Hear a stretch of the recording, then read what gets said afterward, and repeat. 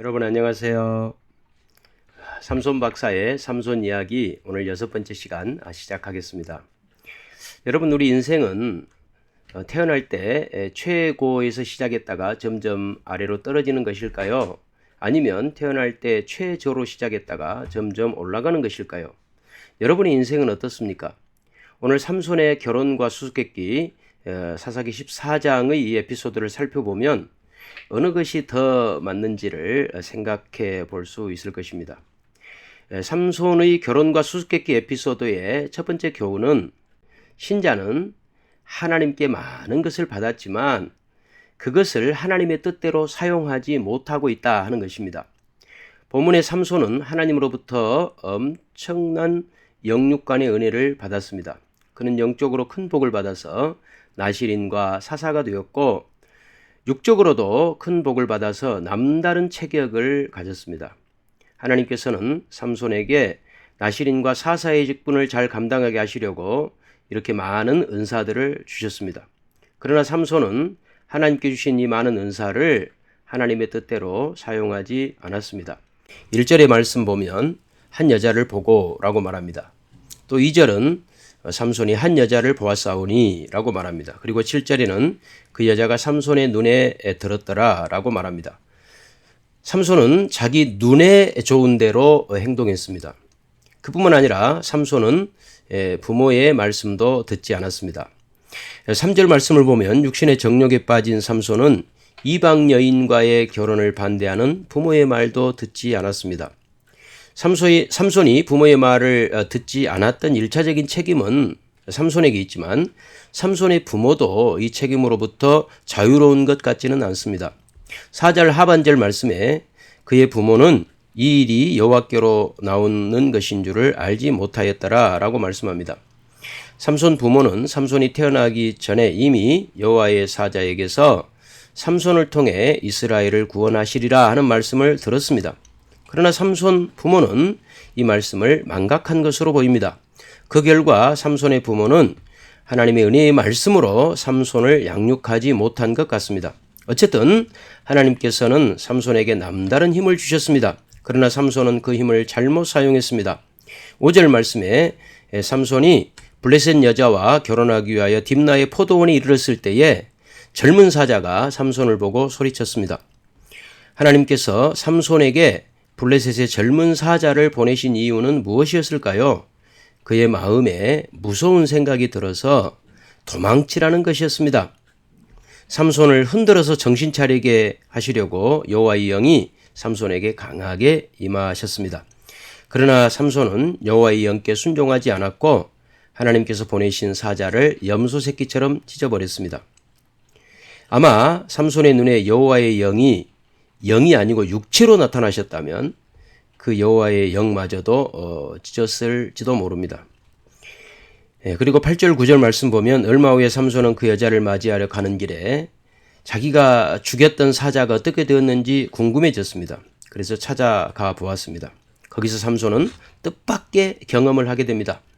자신이 얼마 죽인 사자가 이미 썩고 뼈만 앙상하게 남았는데 벌들이 그 속에 집을 짓고 그 속에 꿀도 있었던 것입니다. 삼손은 꿀을 떠서 먹고 또 부모님에게도 갖다 드렸습니다. 그러나 그 출처가 무엇인지는 말해 주지 않았고 그 마음속에 비밀로 간직했습니다. 이 사건은 삼손의 인생관과 세계관을 완전히 바꾸어 놓았습니다.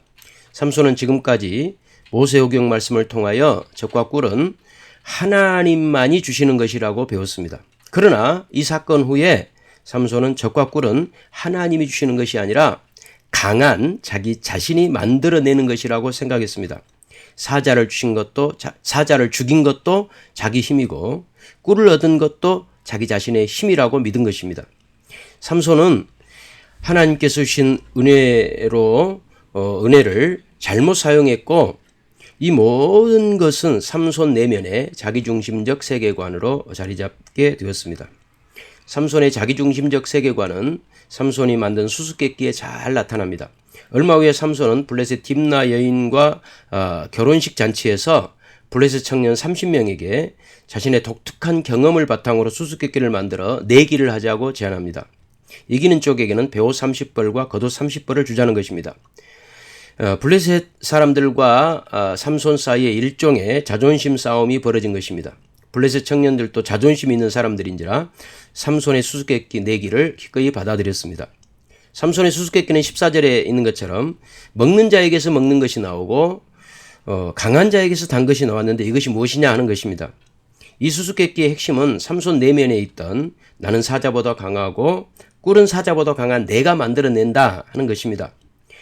삼손은 자신은 블레셋 사람보다 강하고 심지어는 하나님보다도 자기가 더 강하다라고 하는 생각을 가지고 있었던 것입니다. 여러분, 하나님께서는 삼손에게 넘치도록 좋은 것을 주셨습니다. 그런데 삼손에게만 좋은 것을 주셨을까요? 그렇지 않습니다. 하나님께서는 모든 신자에게 삼손 못지않은 풍성한 은혜와 은사를 주십니다. 오죽했으면 예수님께서 구하기 전에 너희에게 있어야 할 것을 너희 아버지께서 하시느니라 라고 말씀하셨습니다. 문제는 신자가 이미 받은 많은 것들을 잘못 쓰고 있다는 것입니다. 그 대표적 교회가 고린도 교회입니다. 고린도 교회는 하나님으로부터 많은 은사를 받았습니다. 그러나 그 은사를 잘못 사용했습니다. 그들은 그 은사를 오직 자기 자랑용으로만 사용했습니다. 그래서 고린도전서 4장 7절에 내게 있는 것 중에 받지 아니한 것이 무엇이냐? 네가 받았은즉 어찌하여 받지 아니한 것처럼 자랑하느냐라고 바울 사도가 책망했습니다. 여러분은 어떻습니까? 여러분은 하나님으로부터 많은 것을 받으셨습니다. 삼손 못지않게, 고린도 교인들 못지않게 여러분도 엄청난 은혜를 받으셨습니다. 그런데 자꾸 하나님께 받지 않았다고, 왜 하나님 나에게 주시지 않느냐고 불평합니다. 왜 그럴까요? 하나님이 주신 것을 하나님을 위해 쓸 마음이 없기 때문에 그렇습니다. 하나님이 주신 것으로 여러분의 자존심을 채우려고 하니 받아도 부족합니다. 밑 빠진 독에 물 붓기 같습니다. 여러분, 만일 기독교가 여러분의 자존심을 채우기 위한 정도라면, 하나님이 여러분의 필요를 채워주시는 분 정도라고만 생각한다면 하나님은 진정한 경배의 대상으로 섬기지 못하게 될 것이고 여러분은 늘 하나님 앞에 불평과 원망을 토로할 것입니다. 그래서 야고보서 4장 1절로 3절에는 너희 중에 싸움이 어디로부터, 다툼이 어디로부터 나느냐? 너희 지체 중에서 싸우는 정욕으로부터 나는 것이 아니냐? 너희는 욕심을 내어도 얻지 못하여 살인하며 시기하여도 능히 취하지 못함으로 다투고 싸우는도다. 너희가 얻지 못하면 구하지 아니하기 때문이요 구하여도 받지 못하면 정욕으로 쓰려고 잘못 구하기 때문이라 라고 말씀합니다. 여러분, 여러분의 자존심, 정욕을 위하여 구하면 다툼이 일어납니다. 여러분 마음속에 평안이 없습니다. 하나님과도 다툼이 일어납니다. 그러나 여러분이 마음을 바꾸어 남은 인생을 하나님의 뜻대로 살려고 생각하면 이미 받은 것으로도 충분하다는 것을 알게 될 것입니다. 부족함이 없을 것입니다. 왜 여러분에게 더 좋은 차가 필요합니까? 그게 주님의 뜻을 이루기 위한 것입니까? 아니면 여러분이 자존심을 채우기 위한 것입니까? 왜 여러분에게 더 좋은, 더 넓은, 더 큰 집이 필요합니까? 주님을 위해서입니까? 여러분을 위해서입니까?